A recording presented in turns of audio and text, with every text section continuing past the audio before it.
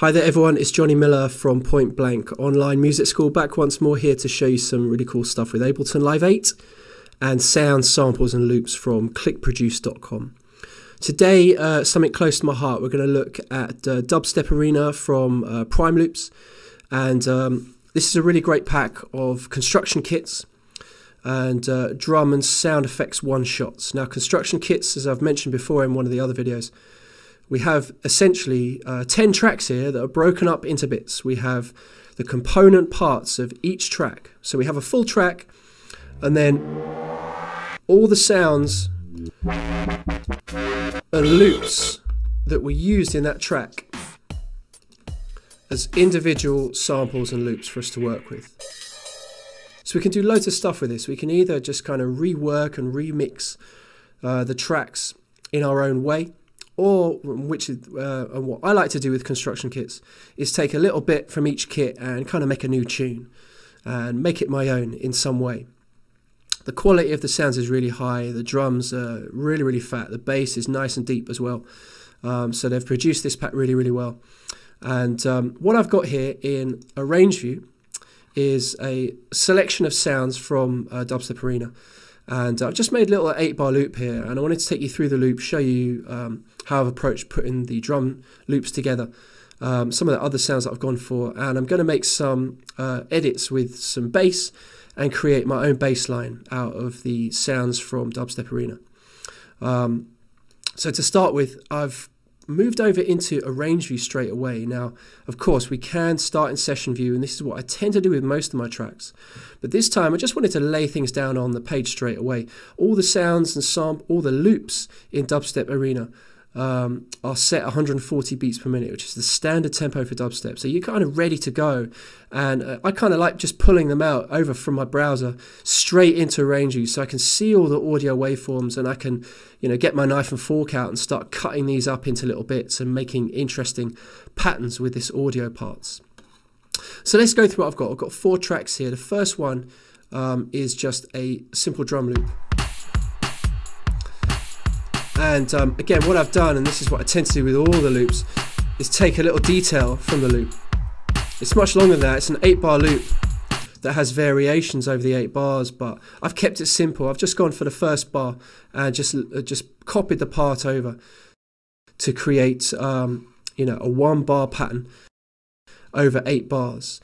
It's a nice way to work because I can now take little sections and start making rolls like so, and that's just a nice way to work, and you sort of cut and paste little edits as you go, really. The second track, I've added some percussion. Let's go back to the top, put the loop on, and here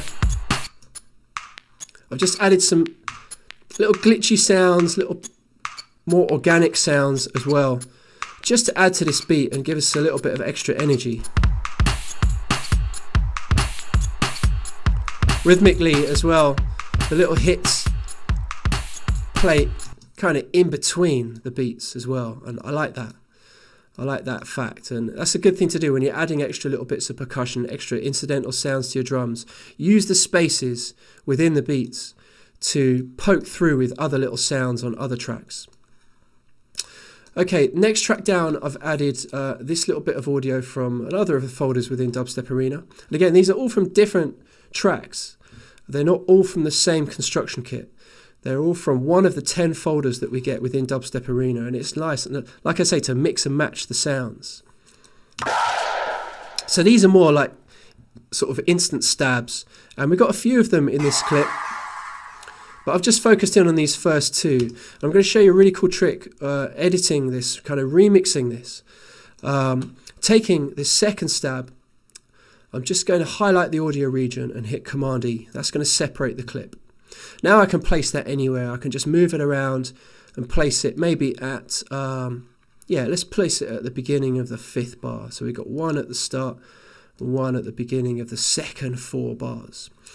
Now I'm just going to show you a cool little trick to get a reverse effect. And this is something that is in pretty much every dubstep track you'll find. Any cymbals that are marking the beginning of sections, or sound effects that kind of play at the beginning of a section, tend to have a little reverse that lead up to them.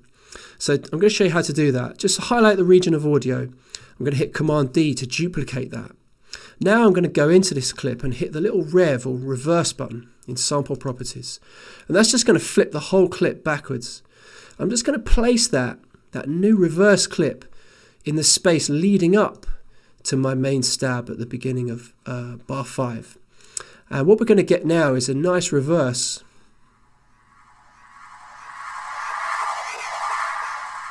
leading up to the main stab at bar 5. And we can do all sorts of things with that. I could maybe add some warp markers and start to just shape that a little bit better. You see how as I move the warp marker inside the clip, it's moving it in real time in arrange view. So I can see where things are. And just get a nice interesting reverse effect on that track there. Now, let's move down onto audio track number 4, and here I've loaded in a bass part from one of the folders. Let's open this up so you can see it really clearly as it plays. And what's nice about this is that we've got lots of different kind of effects and patterns in here.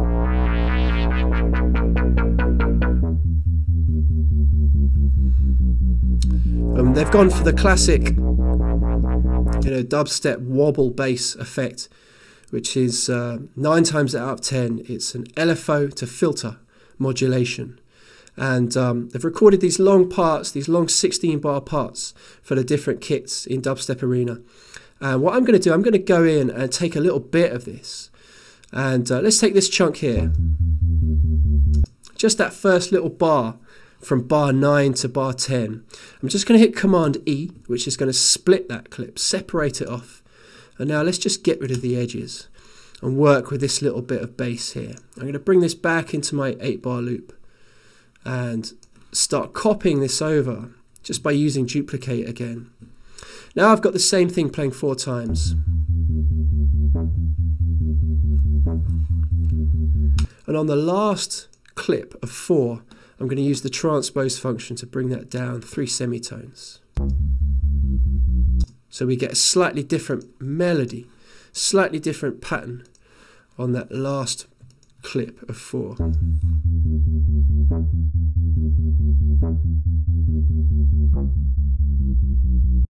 I've copied that over the full 8-bar loop now. I'm just going to show you one more little trick that's a staple in Dubstep Production, which is called the cutaway.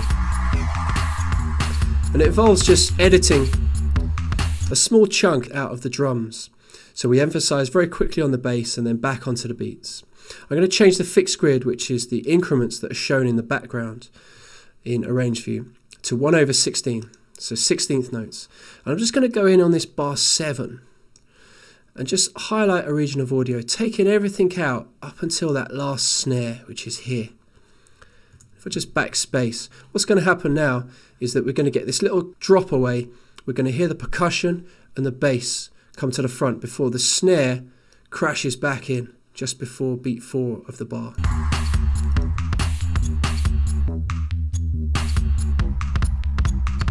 And little cutaways like that, you'll hear them an awful lot in all the dubstep tracks, either single beat, 2 beat, or in this case a little bit more customized to the beats that I'm using. Okay, so you can learn loads of cool stuff like this at pointblankonline.net. And I'll see you again back here next week to show you some more cool stuff with samples, sounds and loops from clickproduce.com and Ableton Live 8.